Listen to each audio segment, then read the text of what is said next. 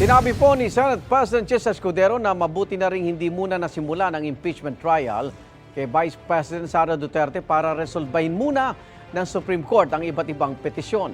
Kabilang dyan ang inihain ni VP Duterte na humihiling na pigilan ang impeachment trial. May unang balita si Salima Refran. 2 linggo matapos ma-impeach ng Kamara, dumulog si Vice President Sara Duterte sa Korte Suprema. Hiling niya na pigilan ang impeachment trial laban sa kanya sa pamamagitan ng Temporary Restraining Order o Writ of Preliminary Injunction. Katwiran ng bise, nagkaroon ng grave abuse of discretion ng Kamara. Sa inihaing petisyon, iginiit na hindi maaaring magkaroon na mahigit isang impeachment proceeding laban sa isang opisyal sa loob ng 1 taon. Sinadya raw ng Kamara na paikutan ang 1-year ban sa ika-4 na impeachment complaint na inihain nitong Pebrero sa kabila ng 3 pang impeachment complaints na inihain noon lang Disyembre. Ito ay para umano makakalap ang Kamara ng sapat na bilang ng pirma bagong eleksyon 2025 dahil mababago na ang komposisyon ng Kamara. Respondent sa petisyon ng Kamara sa pangunguna ni Speaker Martin Romualdez. Ang Secretary General nito, pati ang Senado sa pangunguna ni Senate President Francis Escudero. Kabilang naman sa mga abogado ng bise na pumirma sa petisyon ang kanyang ama na si dating Pangulong Rodrigo Duterte.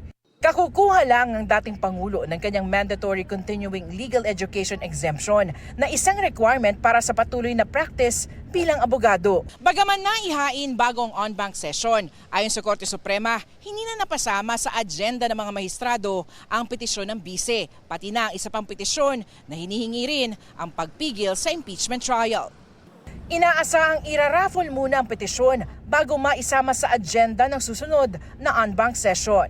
Ayon sa liderato ng Senado, nirefer nila ang bagay na ito sa Solicitor General para sila ang sumagot. Wala pang tugon sina Speaker Romualdez at House Secretary General Reginald Velasco. Nanindigan ng isa sa tatayong impeachment prosecutor na walang basihang maglabas ng TRO ang Korte Suprema. Pinabulaanan din niya ang alegasyong hindi napag-aralan at minadali ang 4th impeachment complaint. Hindi po yan railroaded kasi since the 3 impeachment complaints were filed back in 2024, no, last year, nagkaroon na po kami ng individual evaluation nitong mga impeachment complaints na to. Tiwala naman si impeachment prosecutor Lawrence Defensor na political question ang impeachment at hindi ito pakikialaman ng Korte Suprema.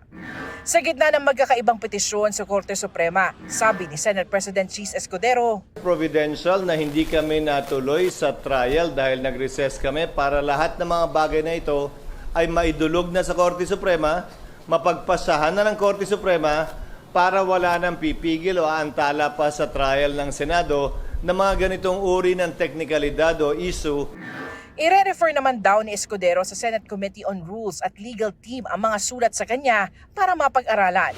Sabi ni Escudero, nasa 40 araw ang kailangan para magsumite ng pleadings ang magkabilang kampo bago masimula ng pre-trial.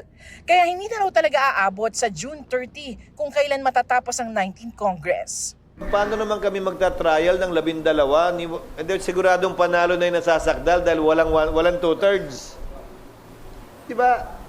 So the soonest time we can convene the impeachment court for trial purposes would be once the Senate is complete with 24 members. That will happen after June 30 and once the new Senate has entered into its function. Kahit sa Hulyo pa planong simula ng impeachment trial sa bise, bumubuo na raw ng legal team at nagpapagawa na ng robe para sa senator judges. May setup na rin inilatag para sa impeachment. Tansya ng Senado, walang 1 milyong piso ang gagastusin sa impeachment trial. Pero iba pa ang lawyers' fees na hindi pa raw naisa sa pinal. Kukuha kasi ng mga pribadong abogado ang Senado para tumulong sa proseso. Ito ang unang balita sa Salima Refran para sa GMA Integrated News. Hindi pa raw nakakuha si House Secretary General Reginald Velasco ng kopya ng 2 petisyon sa Supreme Court para mapigilan ang impeachment trial ni Vice President Sara Duterte. Magbibigay raw siya ng dagdag na pahayag kapag natanggap na nila ang kopya. Sa ngayon, tinitiyak ni Velasco na kasusunod ang Kamara sa lahat ng requirements sa pagpadala ng Articles of Impeachment sa Senado.